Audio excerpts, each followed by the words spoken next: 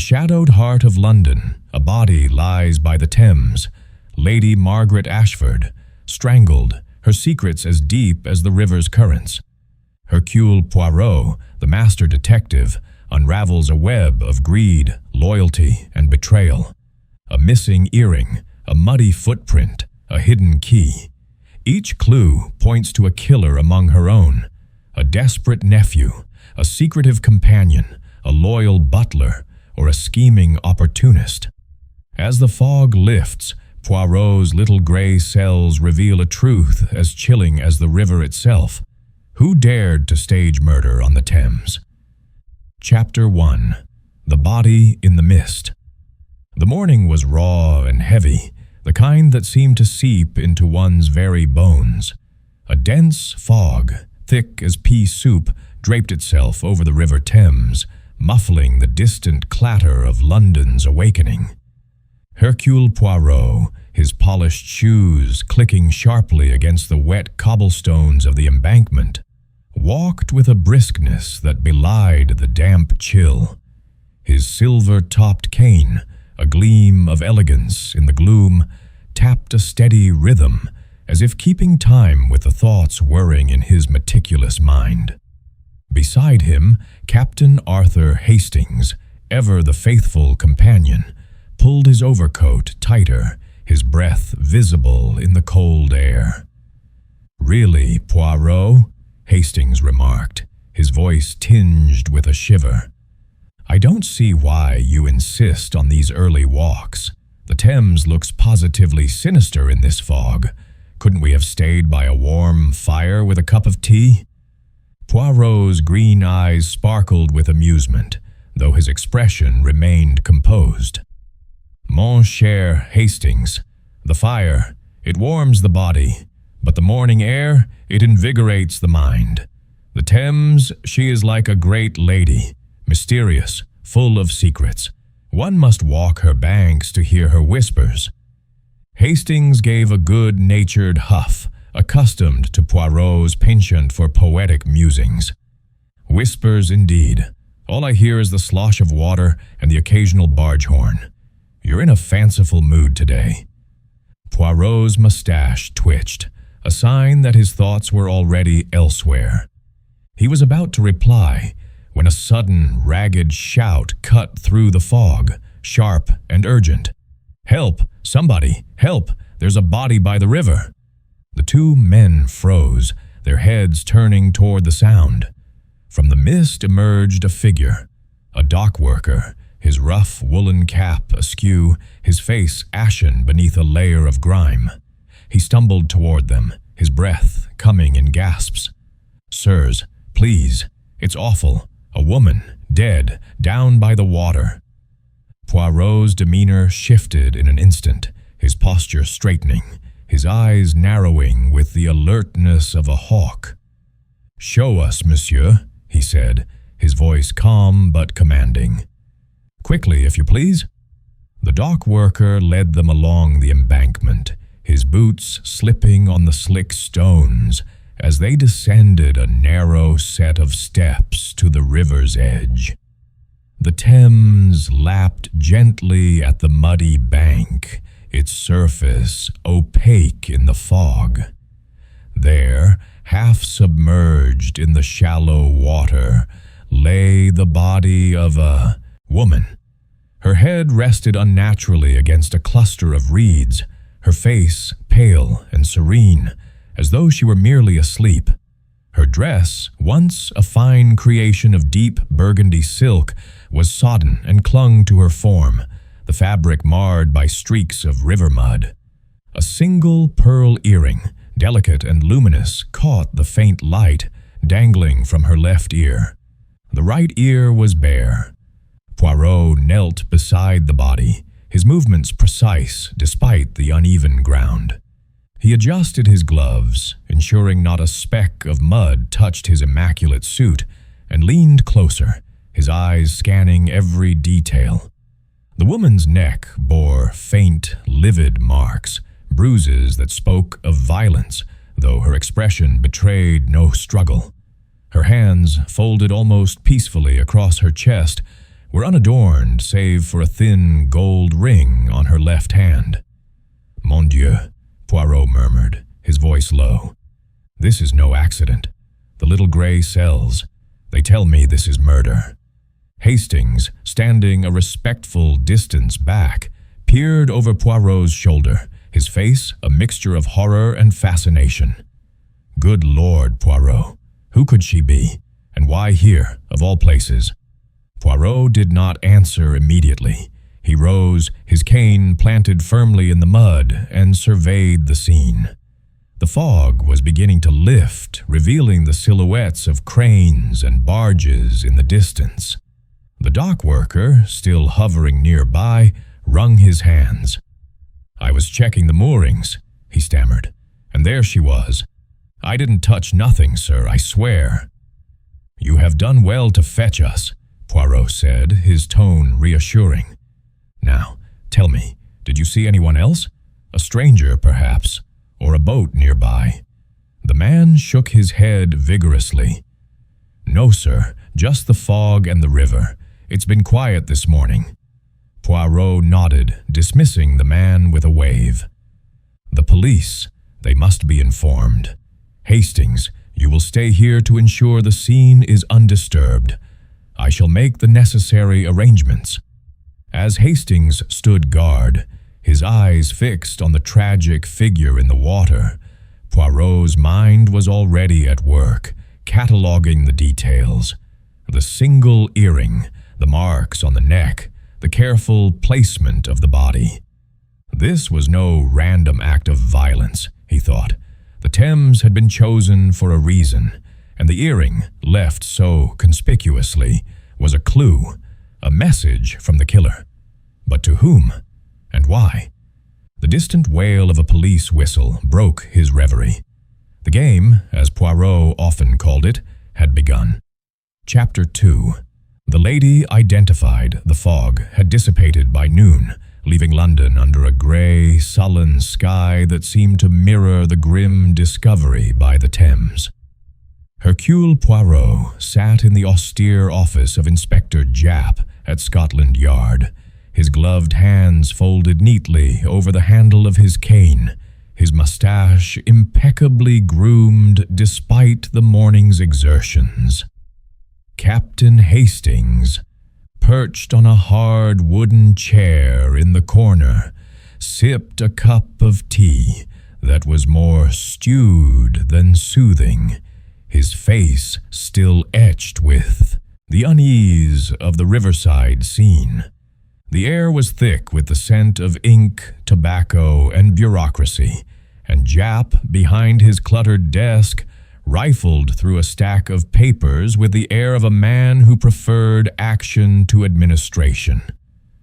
"Well, Poirot," Japp began, his voice gruff but tinged with respect, "you've landed us in it again, haven't you? That body by the Thames. It's no ordinary case. We've identified her. Lady Margaret Ashford, widow of Sir Henry Ashford, the shipping magnate. Lived in a grand house in Mayfair, through parties that had half the peerage buzzing. Not the sort you'd expect to end up in the river." Poirot's green eyes gleamed with interest. "Lady Ashford, you say?" "Oui, I have heard of her. A woman of wealth, influence, and, if the gossip is true, a tongue sharp enough to cut glass. Tell me, Inspector, what do we know of her death?" Japp leaned back, his chair creaking. "Strangled, the coroner says. Marks on her neck, clear as day, but no sign of a struggle. No scratches, no torn clothing. Odd thing is, the body was moved. She wasn't killed by the river. Too clean, no blood or bruising from a fall. Someone took her there after the deed was done." Poirot's fingers tapped lightly on his cane. "The river, it is not merely a convenient place to dispose of a body. It is a stage, Inspector. The killer wished her to be found, displayed. But why? That is the question we must answer." Hastings set down his cup, his brow furrowed. "Could it be a robbery, Poirot?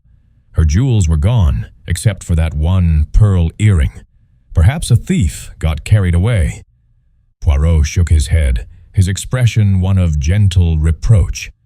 Non, mon ami. A thief who strangles and then leaves a single pearl behind? That is not the work of a common criminal. The earring, it was left deliberately, perhaps as a signature, perhaps as a misdirection. We must consider the psychology of the act. Japp grunted, scribbling a note. Psychology's all well and good, Poirot, but I need facts. We've got her household under scrutiny. There's her nephew, Charles Ashford, a young fellow with a taste for fast cars and faster debts. Then there's her companion, Miss Clara Fenton, a mousy sort but sharp as a tack. And the butler, Grayson, been with the family for decades, loyal as they come. Any of them could have had a motive. Poirot nodded, his mind already cataloguing the names. Bon, we shall visit the house of Lady Ashford, Inspector, the scene of the crime. It speaks, if one listens, and I, Hercule Poirot, am a very good listener. By early afternoon, Poirot and Hastings arrived at Lady Ashford's Mayfair residence, a stately Georgian mansion with ivy clinging to its pale stone facade. The air inside was heavy with the scent of polished wood and faded roses, and the rooms, though grand, felt hollow without their mistress. A young maid, her eyes red from crying, ushered them into the drawing room, where Japp was already questioning the household. Charles Ashford was the first to be interviewed, lounging in a velvet-upholstered chair with an air of studied nonchalance. He was handsome, with slicked-back hair and a tailored suit that bore the faintest signs of wear at the cuffs. "I don't know what you think I can tell you," he said, lighting a cigarette with a silver lighter. "Aunt Margaret was a tough old bird, but I was fond of her. I was at my club, the Corinthian, all last evening. Ask anyone there." Poirot's eyes, sharp as a hawk's, studied the young man. "Monsieur Ashford, your aunt, she was a woman of considerable wealth. It is said she intended to leave much of it to you. Yet I hear whispers of your debts, debts that might make a man desperate." Charles's hand trembled slightly as he exhaled a plume of smoke. "Debts? Everyone's got debts these days. Aunt Margaret was tight-fisted, but she'd come round eventually. I didn't need to do anything drastic." Poirot's smile was polite but piercing. "And yet, you were seen leaving your club briefly last night around 10 o'clock. Where did you go, monsieur?" Charles's face flushed, but he recovered quickly. "Stepped out for some air. It's not a crime, is it?" "Not a crime," Poirot agreed, "but a curiosity. We shall verify your movements, of course."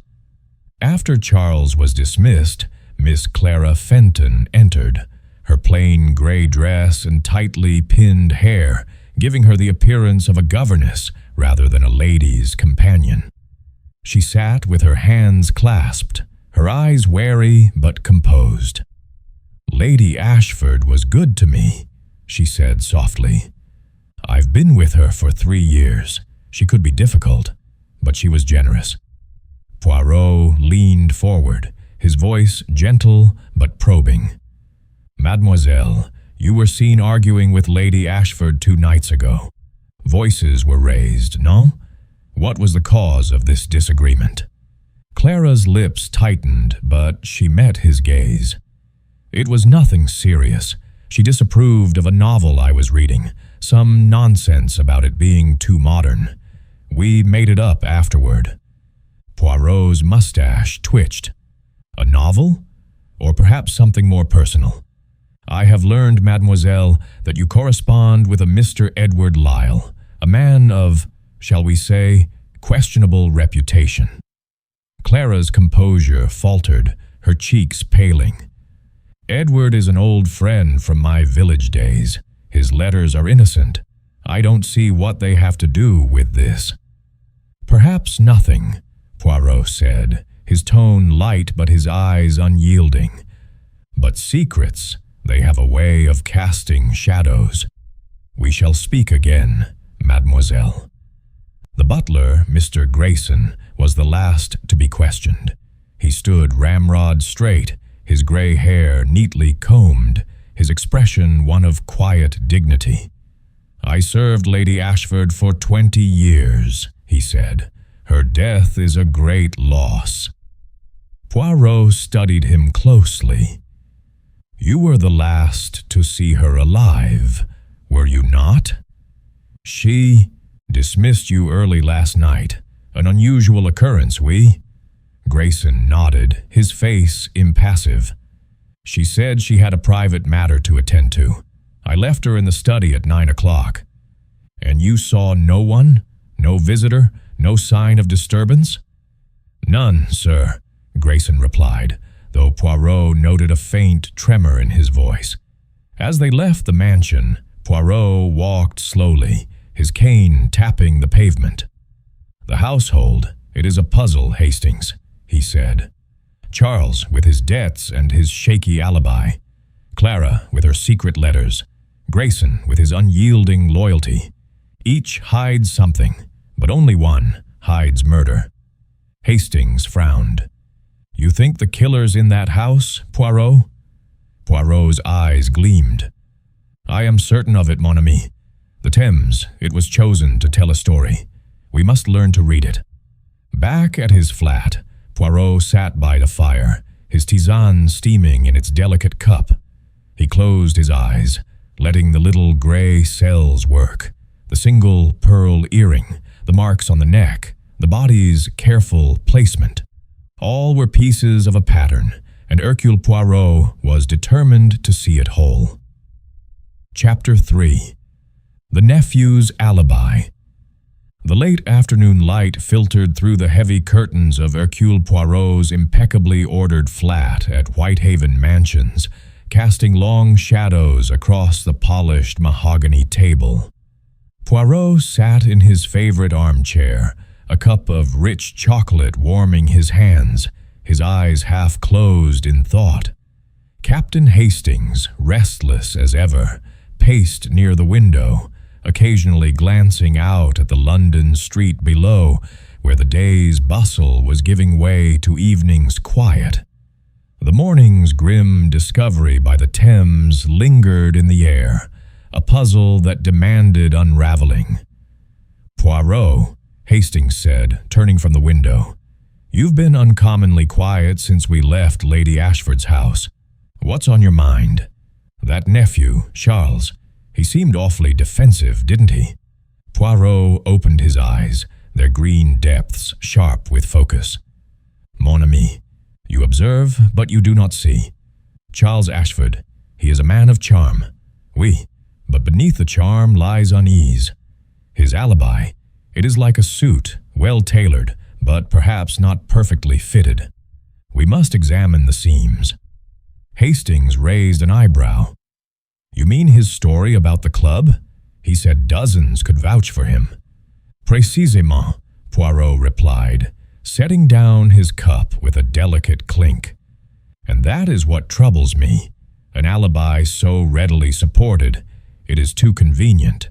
We shall visit this Corinthian club and test its truth." The Corinthian Club, a bastion of masculine privilege tucked away in St. James's, was a place of dark wood, leather armchairs, and the low hum of privileged voices. Poirot, with his fastidious air and impeccable mustache, drew curious glances as he and Hastings entered. The porter, a stout man with a deferential nod, confirmed Charles Ashford's membership and directed them to the barman, Agee, wiry fellow named Perkins, who had served the previous evening. "Mr. Ashford?" "Oh, aye, he was here," Perkins said, polishing a glass with practiced ease. "In from 8 till past midnight, playing cards with the usual crowd. Never left the table, far as I saw. Poirot's smile was polite but probing. Never, you say? Not even for a moment, to take the air or make a telephone call? Perkins hesitated, his cloth pausing mid-swipe. Well, now you mention it, he did step out for a bit. 10 o'clock, maybe. Said he needed a smoke outside. Back in 10 minutes, looking a bit flustered, but he settled right back into the game.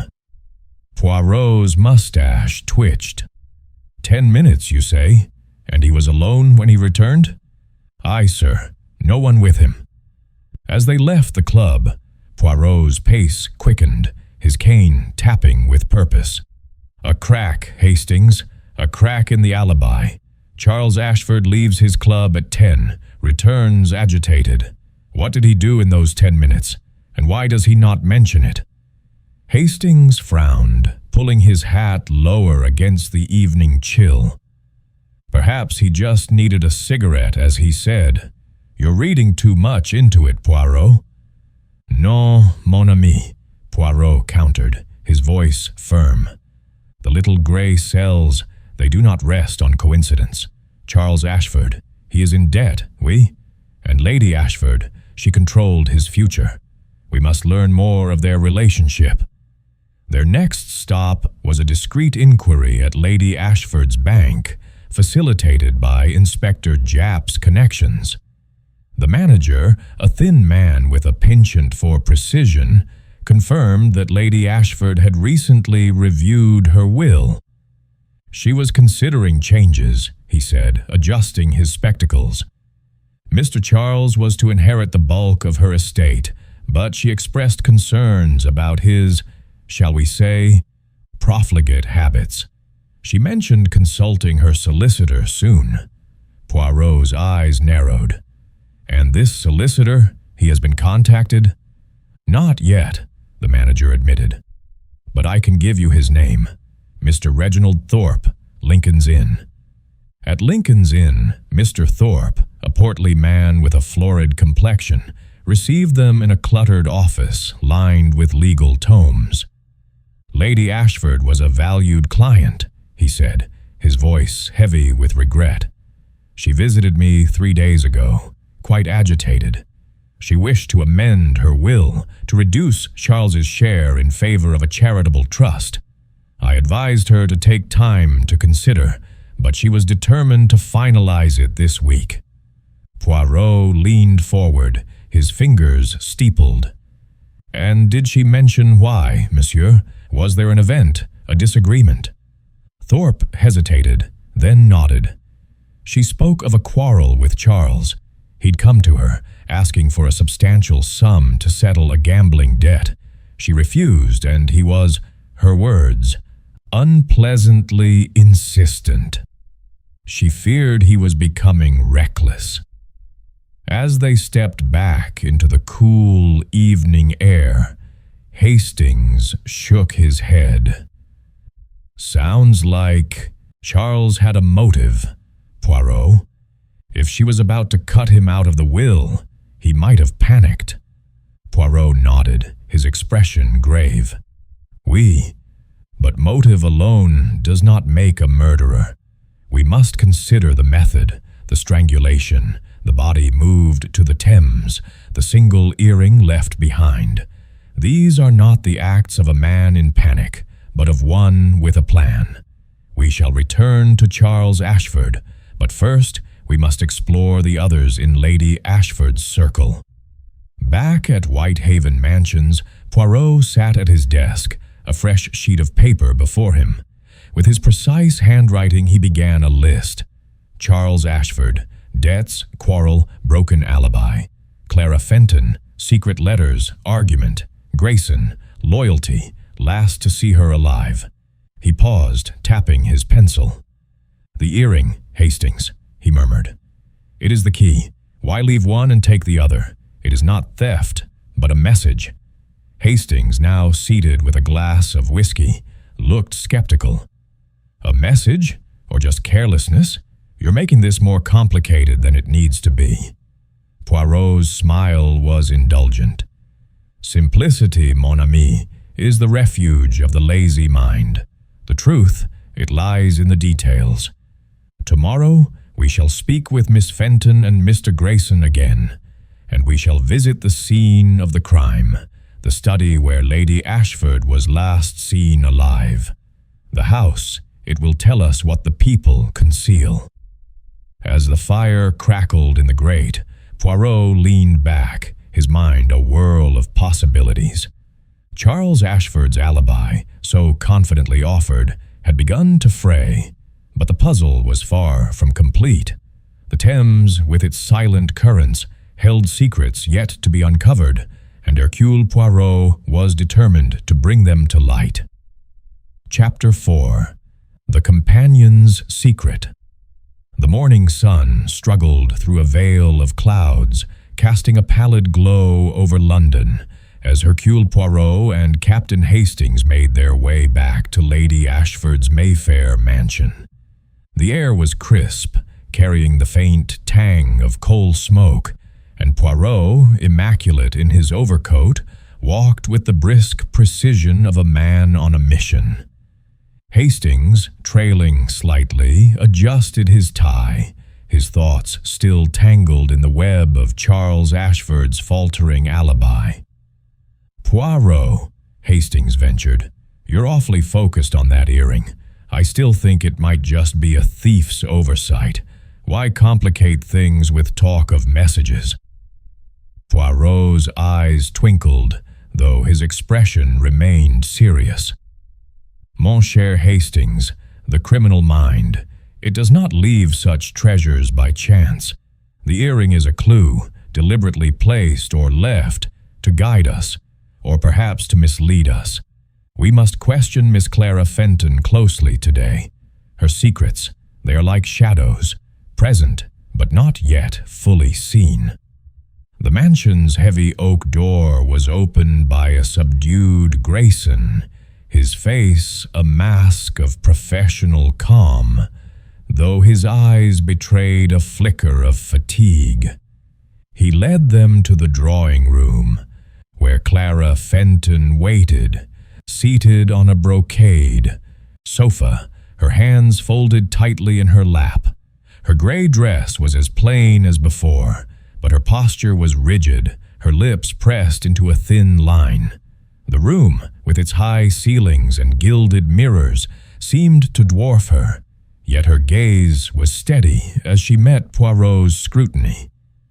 "Mademoiselle Fenton," Poirot began, settling into an armchair with a grace that belied the intensity of his focus. "We meet again.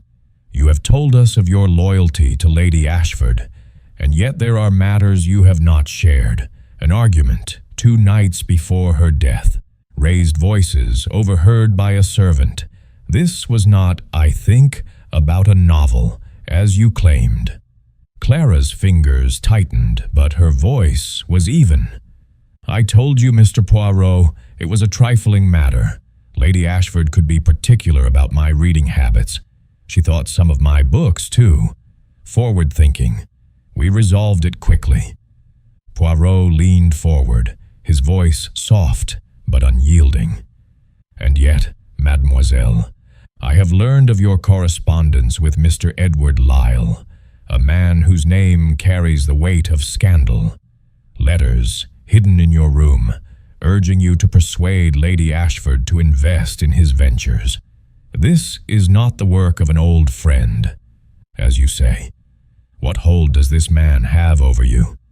Clara's composure cracked, her cheeks flushing a faint pink. "You've been in my room?" she asked, her voice sharp with indignation. Then, softer.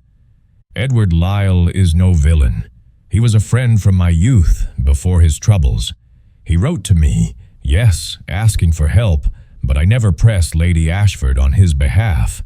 She would have laughed at the idea." Poirot's mustache twitched. "And yet, you kept his letters secret. Why, if they were so innocent? And why, mademoiselle, did you argue with Lady Ashford? Was it perhaps because she discovered these letters and disapproved?" Clara's eyes dropped to her hands. She She found one of his letters, yes. She thought it improper, accused me of disloyalty. I told her it was nothing, but she was angry. We made peace the next day, I swear. Poirot studied her, his mind cataloguing her words, her hesitations. We shall see, mademoiselle. The truth, it has a way of revealing itself. With Japp's permission, Poirot and Hastings were granted access to Clara's room, a small but tidy space on the mansion's upper floor. The search, conducted with Poirot's meticulous care, uncovered a bundle of letters tucked beneath a loose floorboard under the bed. Hastings, peering over Poirot's shoulder, whistled softly. "She's been hiding more than she let on, Poirot." The letters, written in Edward Lyle's bold hand, were a mixture of charm and desperation. They spoke of a failing business venture, a speculative scheme involving South American mines, and pleaded for Clara to secure Lady Ashford's financial backing. One letter, dated only a week prior, was more insistent. "You must convince her, Clara. My future, our future, depends on it." Poirot folded the letters carefully, slipping them into his pocket. "This Lyle, he is a man of ambition, but not of honor. We must find him, Hastings. He may know more of Lady Ashford's final hours than Miss Fenton admits." As they descended the grand staircase, Poirot paused, his attention caught by a small detail, a faint smudge of mud on the baseboard near the back door, leading to the garden. He knelt, his gloved fingers tracing the mark. "Regardez, Hastings. This mud, it is fresh, and the pattern suggests a boot, not a servant's shoe, nor one belonging to Charles or Clara. Someone entered this house, perhaps the night of the murder." Hastings frowned. "A stranger, or someone covering their tracks?" Poirot rose, his eyes gleaming. "That is what we must discover. The mud, it is a whisper from the crime itself. We shall have it analyzed, and we shall speak to Grayson again. His loyalty, it is admirable, but it may blind him to the truth." Outside, as they waited for a taxi, Hastings glanced at Poirot. "You don't think Clara's the killer, do you? She seems too fragile." Poirot's smile was enigmatic. "Fragile, perhaps, but the heart, it can hide great strength or great deceit. Clara Fenton is no mere bystander. Her letters, her argument, they place her close to the crime. But whether she is victim, accomplice, or something more, that is what the little gray cells must determine." Back at Whitehaven Mansions, Poirot spread the letters on his desk, arranging them with the precision of a chess master. He sipped his tisane, his mind racing. The earring, the mud, the letters, all were threads in a tapestry of motive and opportunity. Clara Fenton's secret was now exposed, but it was only one piece of the puzzle. The Thames, with its silent currents, still held the key to Lady Ashford's death, and Poirot was determined to unlock it. Chapter 5. The Butler's Devotion. The grey light of a London afternoon seeped through the tall windows of Lady Ashford's Mayfair mansion, lending a sombre air to the polished wood and heavy drapes. Hercule Poirot stood in the grand hall, his keen eyes scanning the intricate patterns of the Persian rug as if they might yield secrets of their own. Captain Hastings, at his side, shifted uncomfortably. The weight of the morning's discoveries, Clara Fenton's hidden letters, and the mysterious, muddy footprint still pressing on his mind. "Poirot," Hastings said, his voice low, "that mud by the back door, it's troubling, isn't it? Someone came into the house, someone who didn't belong. Could it be this Edward Lyle fellow Clara's been writing to?" Poirot's mustache twitched, a faint smile playing beneath it. Patience, mon ami. The mud. It is a clue, but it does not yet point to a name. We must speak with Mr. Grayson, the butler. His devotion to Lady Ashford, it is profound, yet I sense he guards a truth he does not wish to share. They found Grayson in the pantry, meticulously polishing a set of silver candlesticks. His movements were precise, almost ritualistic, and his gray eyes, when they met Poirot's, held a quiet dignity tempered by sorrow. "Gentlemen," he said, setting down the cloth, "how may I assist you?" Poirot settled onto a stool, his cane resting across his knees. "Monsieur Grayson, you have served Lady Ashford for 20 years, no? A remarkable tenure.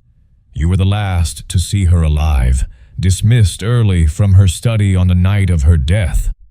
Tell me, what was her mood? Did she seem troubled?"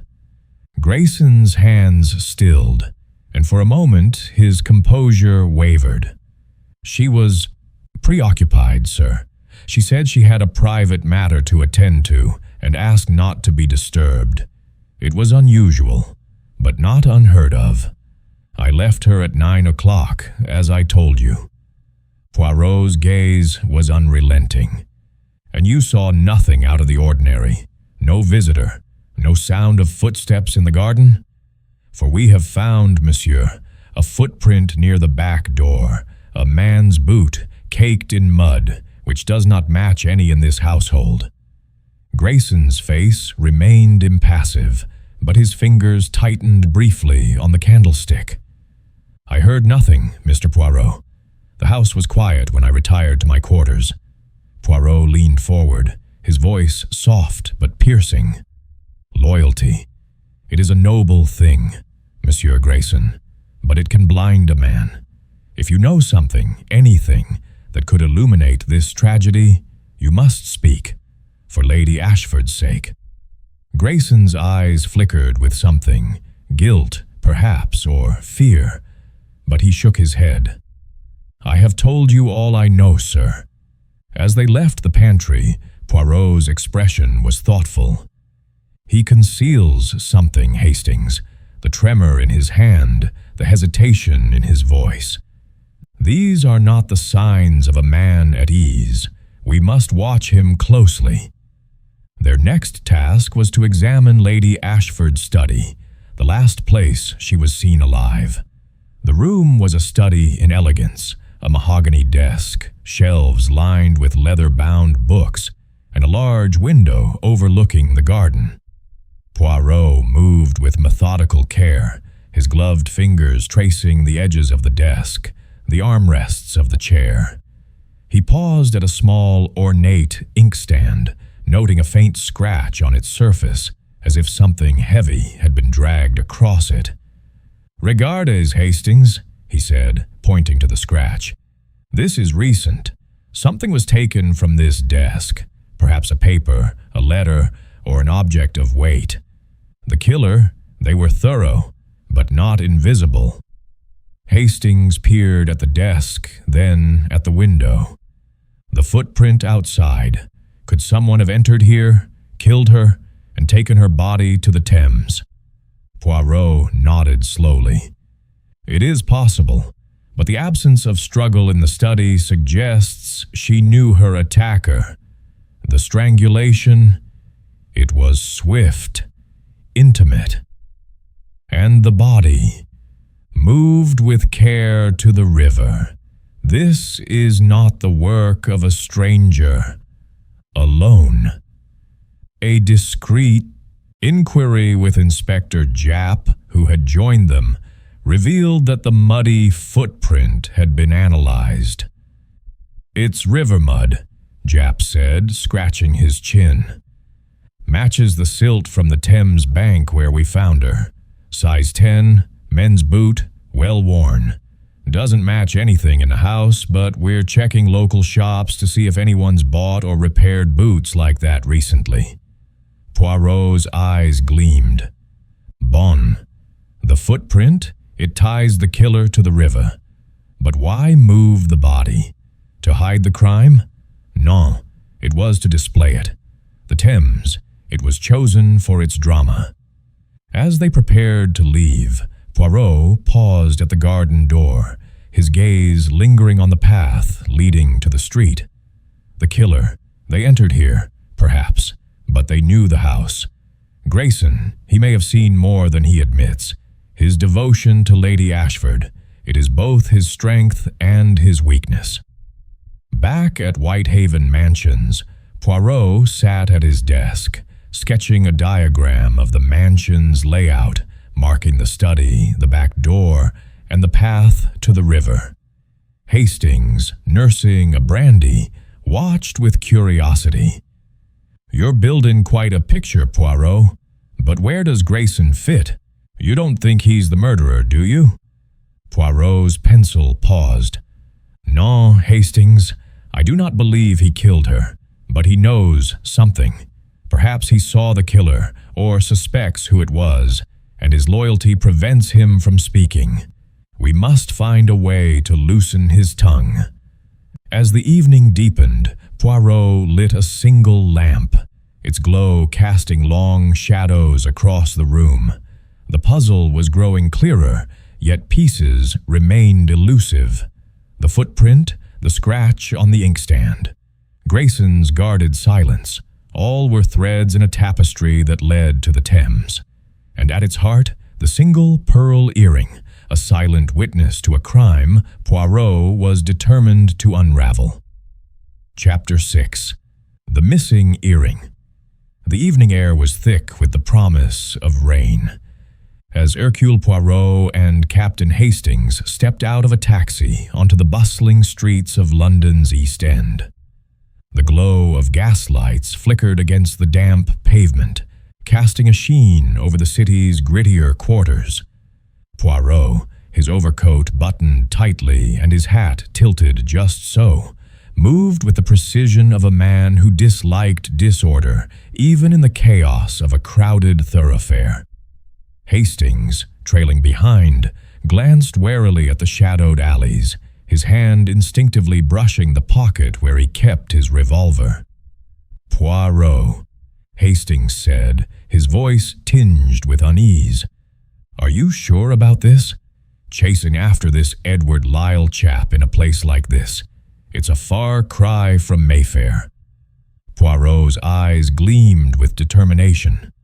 "Mon ami, the truth, it does not confine itself to drawing rooms.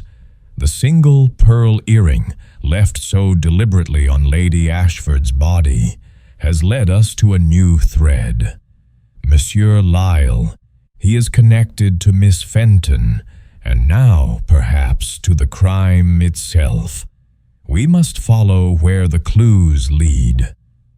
Their destination was a pawnbroker's shop, tucked between a tavern and a tobacconist, its grimy window displaying a jumble of trinkets and tarnished silver. Inspector Japp had sent word earlier that day. A pearl earring, matching the one found on Lady Ashford, had been pawned here the morning after the murder. The seller was none other than Edward Lyle, the disgraced financier, whose letters to Clara Fenton had raised Poirot's suspicions. Inside, the shop was dim, the air heavy with the scent of old leather and dust. The pawnbroker, a wiry man with a pinched face, looked up from his ledger as Poirot approached. "You the gents from Scotland Yard?" he asked, his voice wary. "I told the inspector all I know. Fellow came in yesterday, sold me a pearl earring, paid a fair price, no questions asked." Poirot's smile was polite but probing. "And this fellow, he gave his name as Edward Lyle? Describe him if you please, monsieur." The pawnbroker shrugged. Tall, lean, bit of a gent gone to seed, wore a decent suit, but it was frayed at the cuffs. Nervous, kept looking over his shoulder. Said the earring was his mother's, but I didn't believe that for a second. Poirot produced a photograph of Lady Ashford's remaining earring, obtained from Japp's evidence file. "Is this the earring, monsieur?" The man squinted, then nodded. "Aye, that's the one. Fine piece, worth a pretty penny. I knew it was hot, but business is business." Hastings frowned. "And you didn't think to report it to the police?" The pawnbroker snorted. "Not till your inspector came sniffing. I run a shop, not a charity." Poirot's mustache twitched. "Merci, monsieur. You have been most helpful.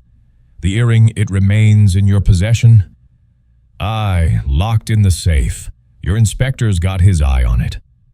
Satisfied, Poirot and Hastings left the shop, but their inquiries were far from over. Japp had traced Edward Lyle to a seedy pub near the docks, and the two men made their way there, the Thames's murky presence a constant reminder of the crime's stage. The pub, the Rusty Anchor, was a low-ceilinged den filled with the clamor of sailors and the reek of stale beer. Lyle was not there, but a barmaid, her eyes sharp despite her weary demeanor, confirmed he had been a regular until that morning. "Left in a hurry," she said, wiping a glass. "Said he was catching a train to Dover. Looked like the devil was after him." Poirot exchanged a glance with Hastings. "Dover, mon ami. He seeks to flee. We must act swiftly."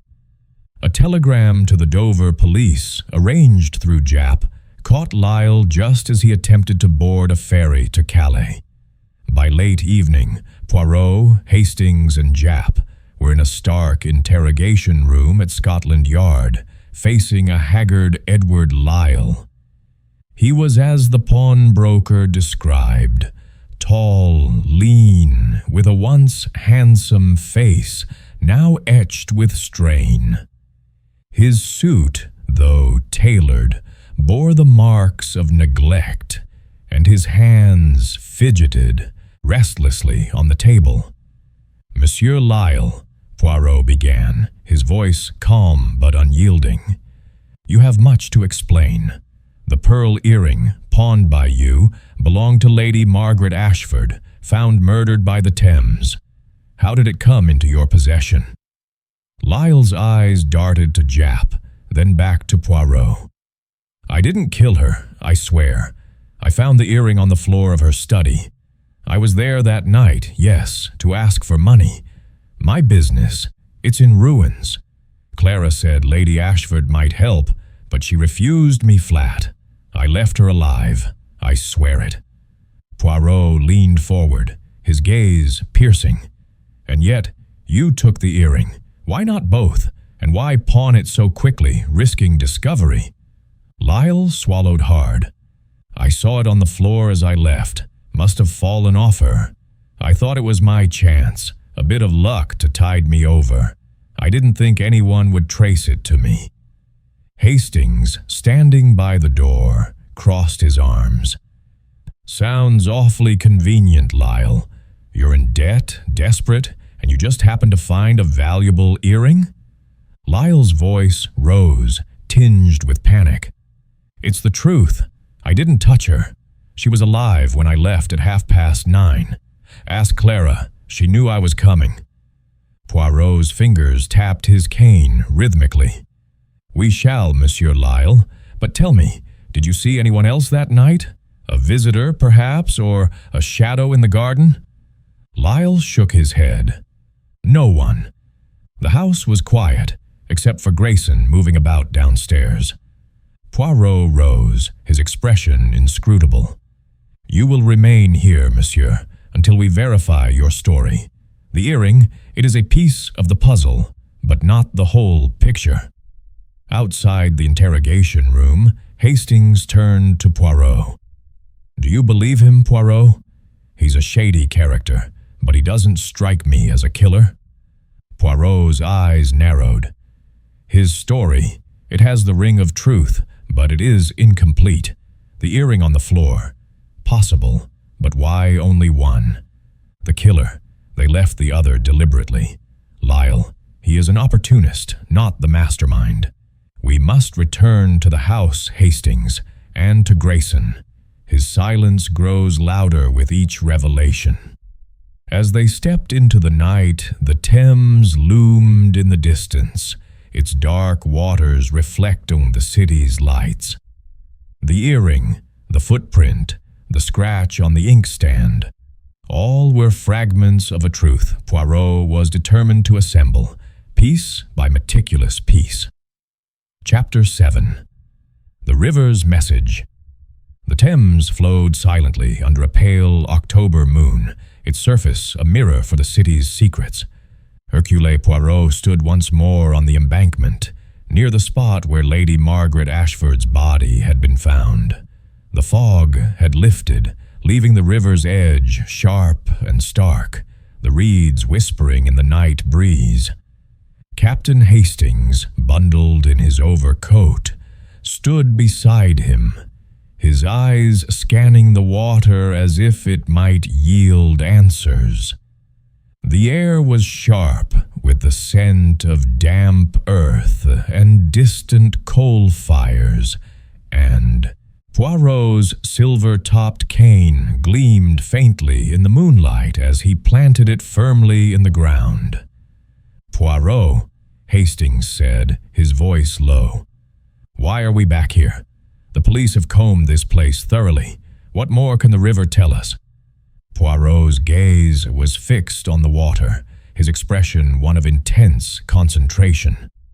"Mon ami, the Thames, it is more than a river.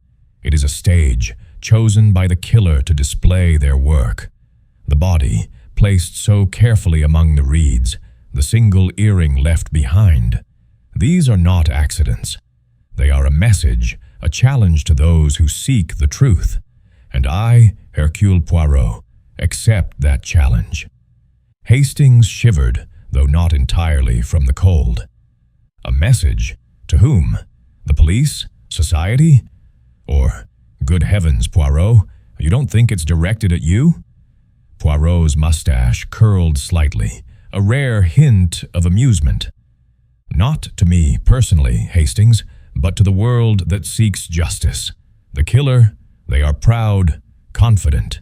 They believe their crime is perfect, but no crime is perfect when it faces the little gray cells. Their return to the river was prompted by a new discovery. Inspector Japp had reported that a small ornate key, overlooked in the initial search, had been found caught in the reeds near Lady Ashford's body. It was now in Scotland Yard's possession, and Poirot had insisted on revisiting the scene to understand its context. The key, small enough to fit a desk or a private box, was not one Japp recognized from the Ashford household, but Poirot suspected it held significance.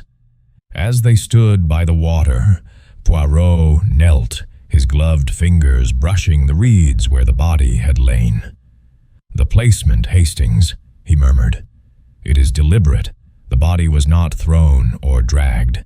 It was arranged, almost reverently. The killer wished her to be seen, to be remembered. But why here, so public, yet so hidden by the fog?" Hastings frowned, his hands deep in his pockets. "To throw us off, perhaps? Make it look like a stranger's crime, not someone close to her." Poirot rose, his eyes gleaming. "Perhaps.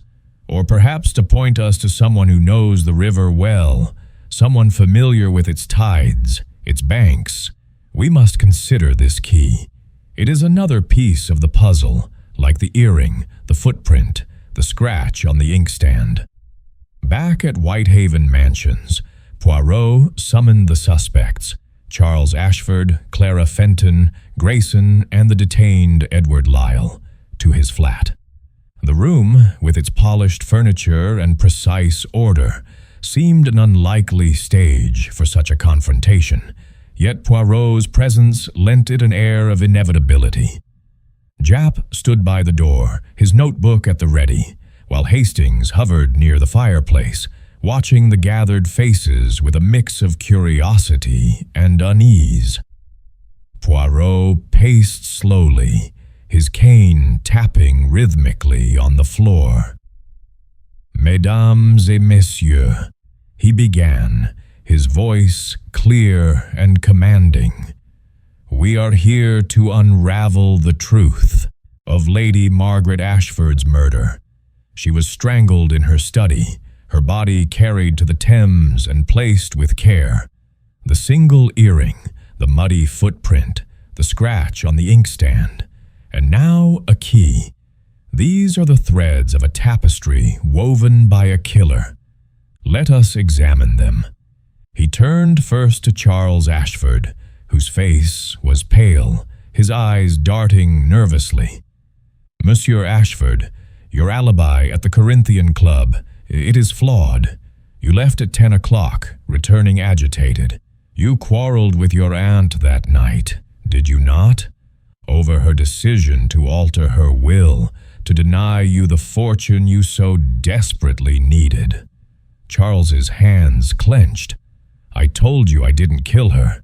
Yes, we argued. She was going to cut me out, give it all to some blasted charity. But I left her alive." Poirot's gaze shifted to Clara Fenton, whose eyes were red-rimmed but defiant. "Mademoiselle Fenton, your letters to Edward Lyle reveal a desperate man, one who visited Lady Ashford that night. You knew of his visit, yet you did not speak of it. Why?" Clara's voice trembled. "I was ashamed. Edward's schemes, they're foolish, but I thought I could help him without involving her. She was alive when he left, I swear." Poirot turned to Lyle, who sat slumped, his bravado gone. "Monsieur Lyle, you took the earring, claiming you found it on the floor. A convenient tale, but possible. Yet you fled London, fearing discovery. What else do you hide?" Lyle shook his head. "Nothing. I told you everything. I didn't kill her." Finally, Poirot faced Grayson, whose stoic demeanor seemed to falter under the detective's scrutiny. "Monsieur Grayson, your devotion to Lady Ashford is unquestioned. Yet you were the last to see her, and I believe you saw more. The footprint by the back door, the key in the reeds. Did you move her body to protect her honor, to shield someone she loved?" Grayson's shoulders sagged, his voice barely a whisper. "I found her dead in the study, sir, strangled, her face so still. I couldn't let her be found there, disgraced in her own home. I carried her to the river, placed her gently. I thought it would look like an outsider's work." A gasp rippled through the room. Clara covered her mouth, and Charles's eyes widened. Poirot nodded, his expression grave. "And the killer, Monsieur Grayson? You suspect, do you not?" Grayson hesitated, then met Poirot's gaze. "I heard Charles' voice, arguing with her before I left. When I returned, she was dead." Charles leapt to his feet. "That's a lie. I didn't—" Poirot raised a hand, silencing him. "Monsieur Ashford, your motive was clear. Your debts, your aunt's decision to disinherit you. You strangled her in a moment of rage, and Grayson, out of loyalty to her memory, sought to protect you by moving her body. The earring, left behind, was your mistake, a symbol of your haste." Charles collapsed back into his chair, his face ashen. "I didn't mean to. It was an accident. She laughed at me, said I was a failure. I lost control." Japp stepped forward, his handcuffs ready. "That's enough, Poirot. Charles Ashford, you're under arrest." As the room emptied, Poirot stood by the window, gazing out at the distant Thames. "The river, Hastings," he said softly. It spoke, and we listened. Chapter 8. The curtain falls.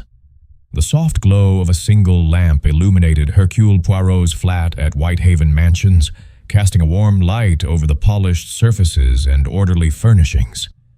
Outside, London was settling into the quiet of late evening, the distant hum of the city muffled by the heavy curtains.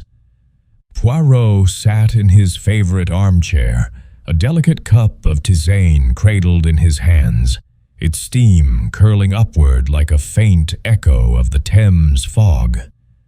Captain Hastings stood by the fireplace, his expression a mixture of relief and lingering unease, the weight of Charles Ashford's confession still heavy in the air. The case, so intricate in its unraveling, had reached its denouement. Yet Poirot's mind remained alert, tying the final threads of the tapestry. "Poirot," Hastings said, breaking the silence, "you've done it again. I'll admit, I thought Lyle might be our man with that earring business. But Charles, good Lord, to think he could strangle his own aunt in a fit of rage. It's ghastly." Poirot's green eyes flickered with a quiet satisfaction. "Mon ami, the human heart, it is capable of great darkness when pressed by desperation. Charles Ashford, he saw his future slipping away, his debts mounting, his aunt's fortune about to be diverted to a charity. In that moment, rage overcame reason. But it is Grayson's loyalty that nearly hid the truth." Hastings nodded, sipping a brandy he had poured to steady his nerves. "Grayson's devotion, it's almost tragic. Moving her body to the river, thinking he was protecting her name. But why the earring, Poirot? Why leave one behind?" Poirot set down his cup, his fingers steepled in thought. "The earring, Hastings, it was not left by design, but by accident. Charles, in his haste, dislodged one during the struggle. The other he took, perhaps as a trophy, perhaps in panic, and it fell to the floor, where Lyle, ever the opportunist, found it. The river, however, that was Grayson's choice, a stage to divert suspicion from the household. He did not know Charles was the killer, but he suspected, and his loyalty to Lady Ashford extended even to her nephew. The confession at Scotland Yard had been halting but complete. Charles, under the weight of Poirot's relentless logic and Grayson's reluctant testimony, had crumbled. He admitted to visiting his aunt after leaving the Corinthian club, pleading for funds to settle his debts. Her refusal, coupled with her mocking words about his failures, had ignited a fury he could not contain. His hands had closed around her throat before he realized what he was doing. When he fled, shaken, Grayson had found her body and, in a misguided act of devotion, carried it to the Thames, hoping to make the crime appear the work of a stranger. Inspector Japp, who had joined them briefly after Charles's arrest, had shaken his head in admiration. "You're a marvel, Poirot. That key in the reeds, the footprint, the earring, you tied it all together. But that key, what was it for? We still haven't placed it." Poirot's mustache twitched with a faint smile. "The key, Inspector, I suspect belonged to a private box in Lady Ashford's study, perhaps one containing her revised will or personal papers. Charles may have taken it to conceal her intentions. You will find it, I am sure, in his possession or discarded in haste." Japp had nodded, scribbling a note. "We'll search his rooms again. You've given us plenty to work with, as always." Now, alone with Hastings, Poirot leaned back, his eyes half closed. The Thames, Hastings, it is a river of secrets, but it cannot keep them forever. The body, the earring, the key, they were signs, pointing to the truth. Charles's motive was greed and fear. Grayson's was love.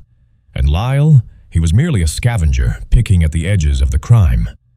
Hastings set down his glass, his brow furrowed. And Clara Fenton? She seemed so caught up in Lyle's schemes. Was she innocent? Poirot nodded. Innocent of murder, oui. Her fault was loyalty to a man unworthy of it. Her letters, her silence. They were born of shame, not guilt. She will be cheese system. I noticed the response was cut off mid-sentence. Let me complete the chapter for you, ensuring it adheres to the Agatha Christie style, avoids repetitions, and maintains the narrative flow. Murder, oui. Her fault was loyalty to a man unworthy of it. Her letters, her silence, they were born of shame, not guilt. She will learn from this, I think, and choose her confidants more wisely in future.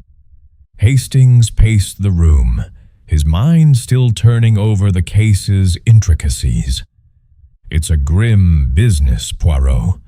Lady Ashford was no saint, but to die at the hands of her own nephew. There's a cruelty in that. And Grayson risking so much to protect her legacy. Do you think he'll face charges? Poirot's expression grew solemn. Monsieur Grayson's actions, they were misguided but not malicious. He did not kill, but he tampered with a crime scene, which is a serious matter. Yet I suspect the courts will show leniency, given his motives and his cooperation in the end. He loved Lady Ashford, not as a lover, but as one who saw her as the heart of the household. His loyalty was his undoing. The fire in the grate crackled softly, its warmth a stark contrast to the chill of the case's revelations. Poirot rose, crossing to the window and drawing back the curtain to gaze at the darkened street below. The river. It is a fitting metaphor, Hastings. It carries all things, secrets, truths, regrets. Lady Ashford's body was placed there to speak, to draw attention, but it was Grayson's hand that gave it voice, not Charles's. The truth, it flows like water, finding its way through even the smallest cracks. Hastings joined him at the window, his face thoughtful. You saw those cracks from the start, didn't you?